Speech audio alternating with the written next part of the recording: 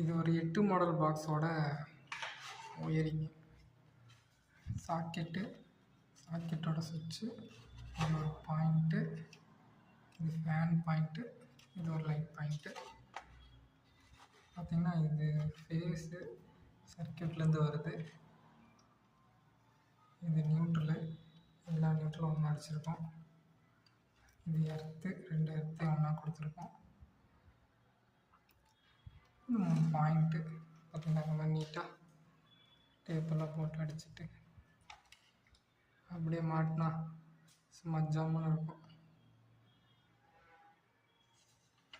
இங்கே பாருங்கள், இங்கே ஒன்று மாட்டியிருக்கு. இது வந்து ஏசிக்கு போட்டிருக்கோம்.